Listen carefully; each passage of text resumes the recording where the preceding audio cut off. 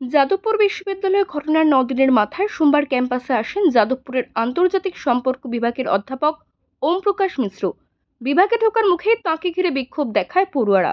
অভিযোগ, ঘটনার দিন দুজন ছাত্রীর শ্লীলতাহানি করেছেন ওম প্রকাশ, পড়ুয়াদের সঙ্গে অসভ্য আচরণও করেছেন। ছাত্রছাত্রীদের আরও দাবি, ওর আচরণ শিক্ষক সুলভ নয়। আমাদের মনে হচ্ছে সম্পূর্ণ মিথ্যে কথা এটা, কারণ ওম প্রকাশ মিশ্র, ওনাকে আর স্যার বলতে ইচ্ছে করছে না, খুব একটা কিছু মনে করবেন না। উনি আজকেও, আমরা খবর পেলাম, আমি স্পটে ছিলাম না তার জন্য দুঃখিত, কিন্তু খবর পেলাম যে আজকেও ছাত্রছাত্রীরা নিগৃহীত হয়েছে ওনার হাতে। আমি ভেবে পাচ্ছি না যে এত সাহস উনি পাচ্ছেন কোথা থেকে। ওনার দলের ভেতরে কি চলছে কি না চলছে আমি ঠিক জানি না।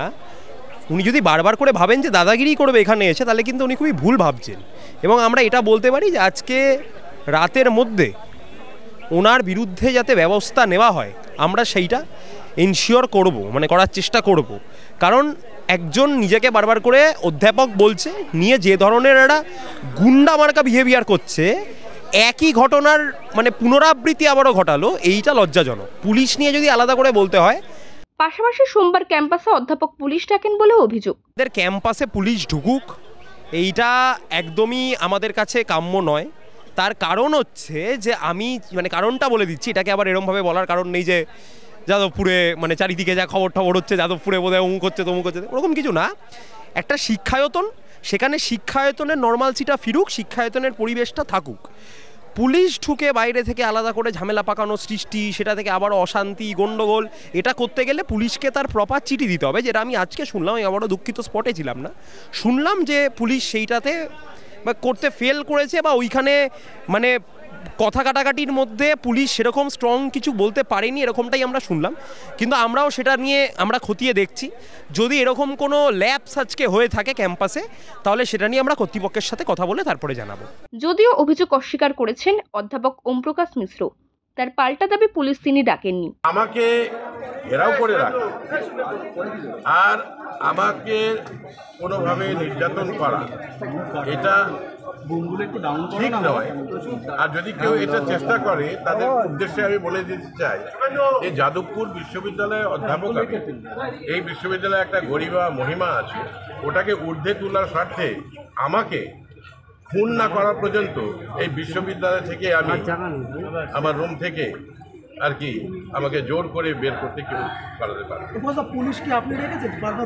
আমি একই কথা আবার পুনরাবৃত্তি করছি, পুলিশকে আমি ডাকি। পুলিশ তারা এসেছেন বলে আমি জানলাম আমার রুমে অনেক 1.5 ঘন্টা পরে, এবং আমি দেখলাম যে ওরা জানাচ্ছেন যে ওরা কোনো হাইকোর্টের নাকি কোনো নির্দেশ রয়েছে, সেই নির্দেশের বশবর্তী এসেছেন। ওই হাইকোর্টের নির্দেশ আমার কাছে নেই, আমি সে সম্পর্কে জানি। আমি বিশ্ববিদ্যালয়ের উপাচার্যকে জানানো, সেটা 5 দিন আগে জানিয়েছিলাম, গতকালকে জানিয়েছিলাম, বিভাগীয় প্রধান রেজিস্ট্রারকে জানিয়েছিলাম, এবং আজকে যখন অ্যাকচুয়ালি ক্যাম্পাসে ঢুকি তখন আমি প্রফেসর ভাস্কর গুপ্তকে ফোন করেছিলাম। উনি ফোন করতে পারেননি, তখন ওনার সম্মানীয় ম্যাডামকে আমি বললাম যে আমি যাচ্ছি। উনি কালকে আমাকে জবাব দিয়েছিলেন।